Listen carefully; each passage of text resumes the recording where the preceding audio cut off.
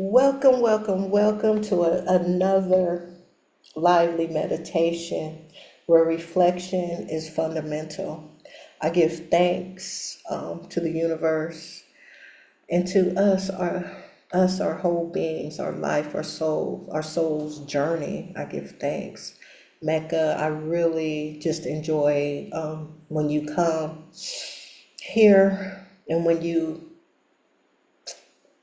come with your whole heart, and that's what I love about you. You put forth that amazing effort and your spirit just shines. I thank you. So I'm going to go ahead and we're going to follow the usual. You'll hear a chime 3 times. I'll read the Zen 16 traditions of the Zen traditions.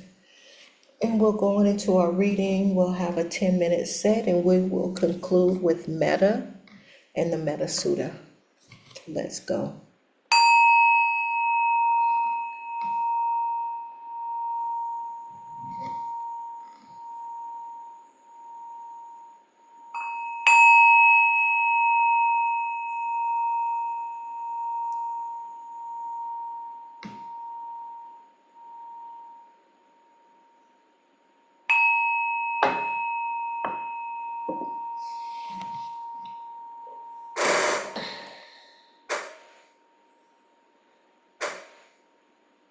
These are the 16 precepts of the Zen tradition, the 3 pure precepts.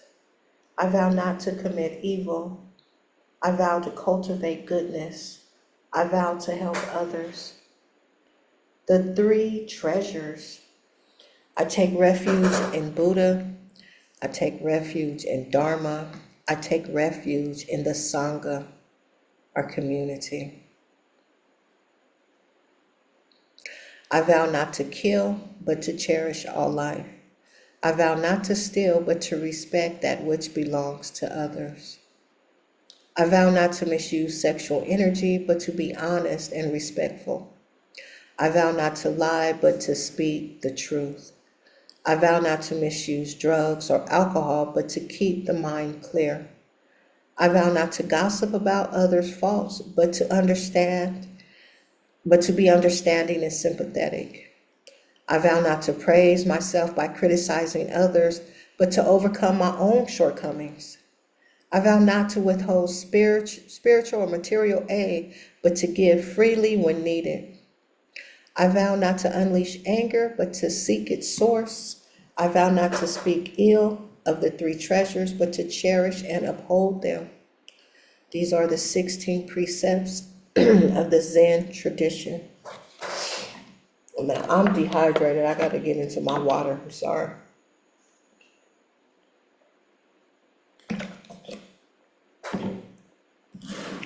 The reading for today, September 15th.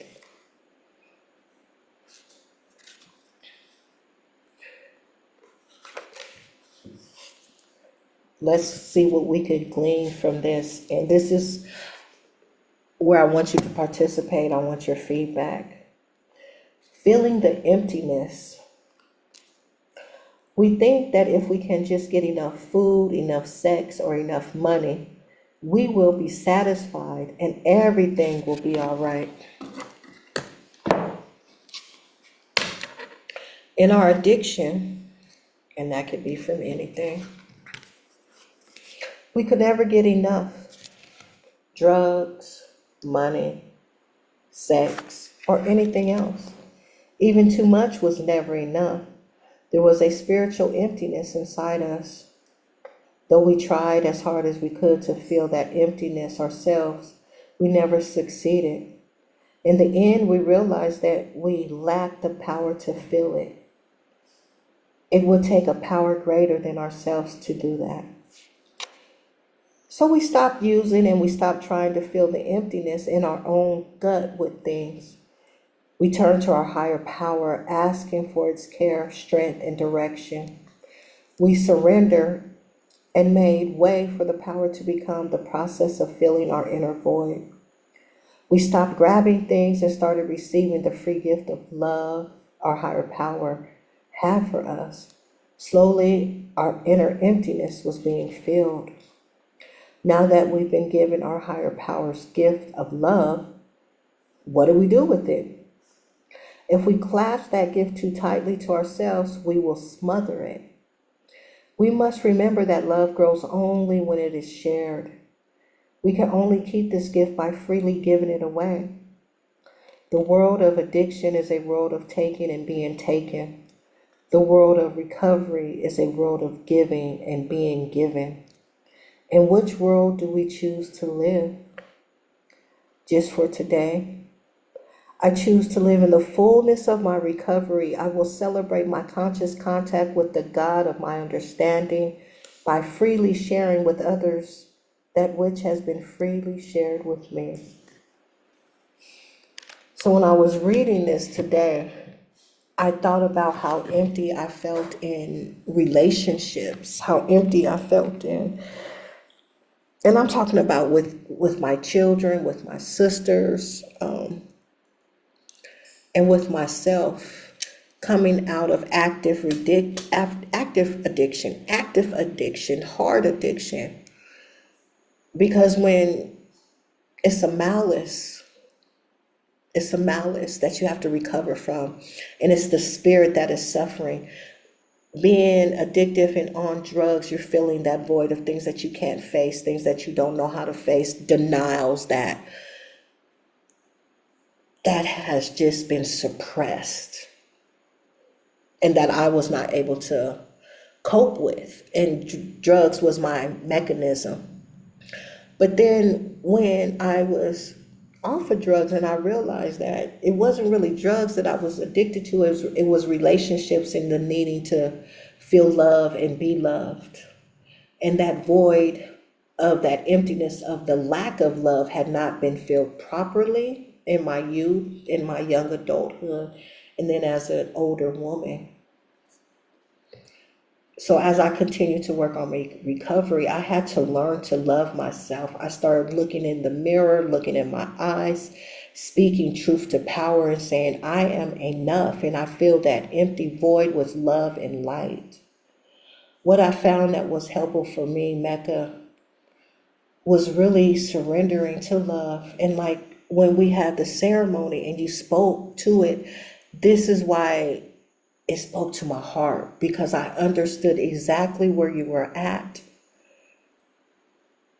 And being sympathetic, but more than that, I'm an understanding sister.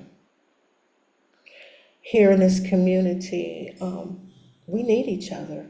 And we need to express love openly and honestly and hold each other in light and love.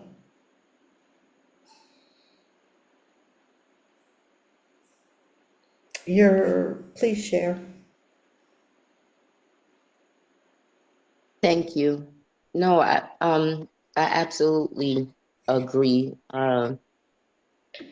It sounds more like accountability, to make sure that uh the gifts that we have are being utilized to their fullest extent. And I would just add that we also have to make sure.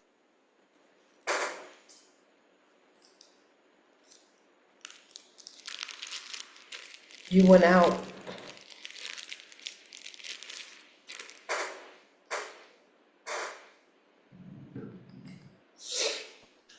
So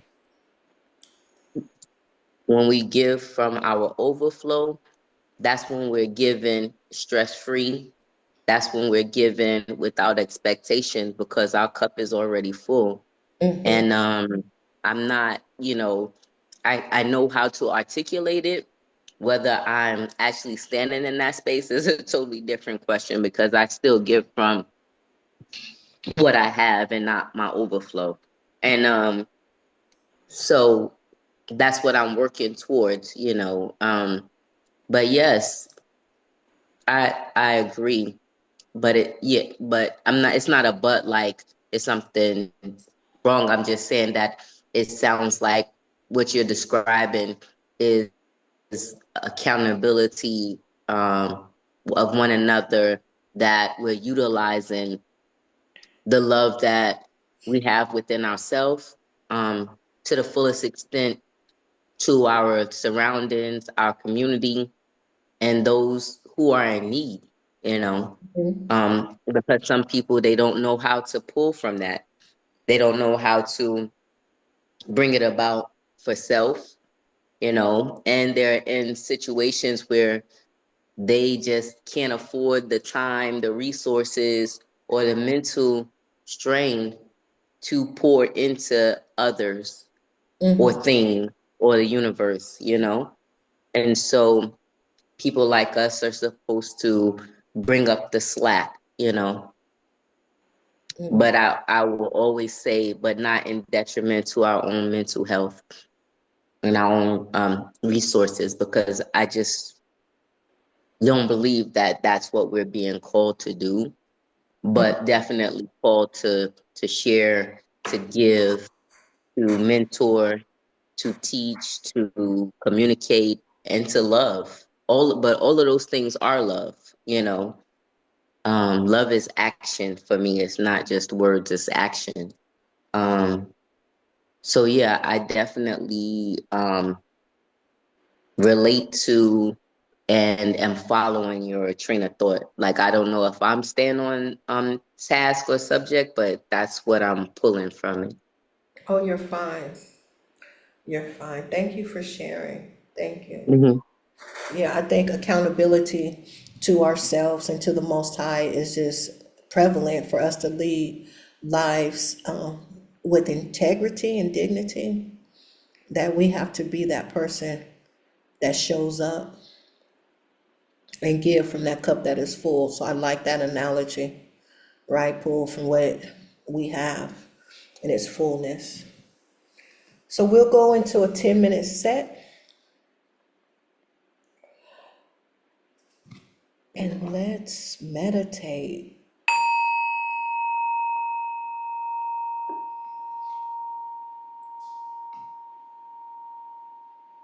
Remember to breathe in from the diaphragm, bringing the air up fully to the chest and let the chest expand and release out the mouth.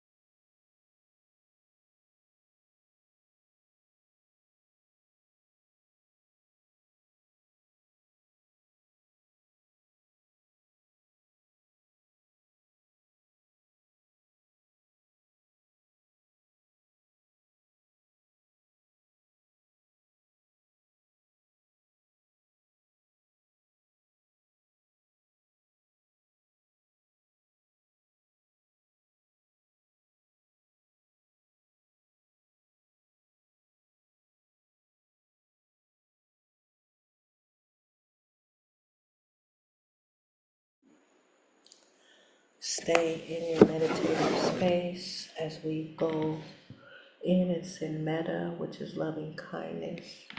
And tonight, we're going to focus on ourselves. Repeat after me if you can. I will be happy. I will be healthy. I will be free of danger. I will be free of suffering.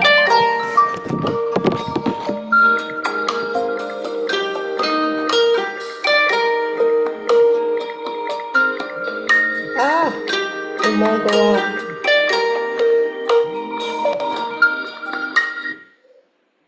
I totally apologize. I totally.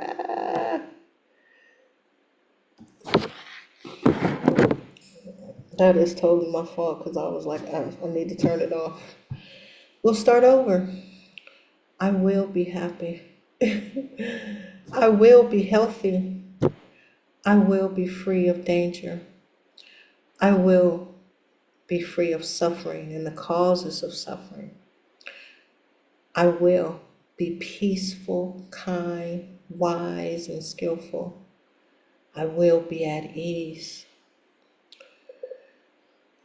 The Metta Sutta, the Buddhist words on kindness.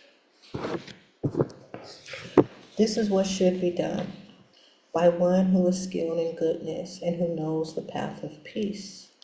Let them be able and upright, straightforward and gentle in speech, humble and not conceited, contented and easily satisfied, unburdened with duties and frugal in their ways, peaceful and calm and wise and skillful, not proud and demanding in nature. Let them not do the slightest thing that the wise would later reprove, wishing in gladness and in safety. May all beings be at ease. Whatever living beings there may be, whether they are weak or strong, omitting none, the great or the mighty, medium, short or small, the seen and the unseen, those living near and far away, those born and yet to be born, may all beings be at ease. Let none deceive another or despise any being in any state. Let none through anger or ill will wish harm upon another.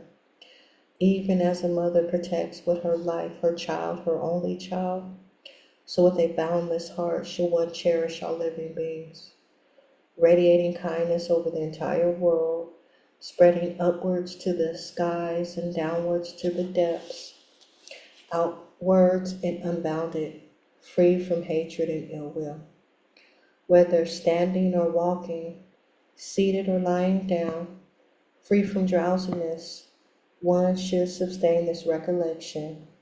This is said to be the sublime abiding, by not holding to fixed views, the pure-hearted one, having clarity of vision, being free from all sense desires, is not born again into this world.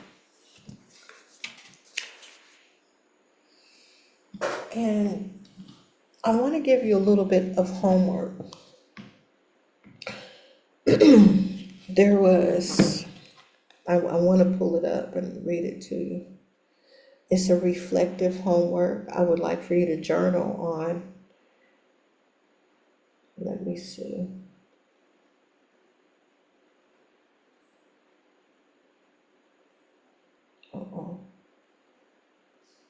Elevate yourself through the power of your mind and not degrade yourself, for the mind can be the friend and also the enemy of self. And the question is reflective and how have you been the enemy of yourself? I'm going to be journaling myself. And it's to free up space where we can fill it with love. We can reflect on our past and then move forward. And how do we want to change our life to be a friend to ourselves first, to love ourselves first? Just a little bit of homework to reflect and thought. That's what I have for you tonight. I would love for you to come to the Embrace meeting at Medieval Mall, 2 o'clock. I would love to see you there upstairs in the conference room. As well as Friday, I plan to go to the water and do some hydrotherapy. I welcome you to join. Just let me know. And do a little bit of meditation on the water. I would love to have you with me. Let me know, okay? I will. All right, my love. Have a wonderful evening. Thank you. Thank you so much for your time in this platform. You're welcome. And this is an open platform. You're welcome to share the link, invite people, and let's heal together. Sounds good. Okay, good night. Thank you. Good night.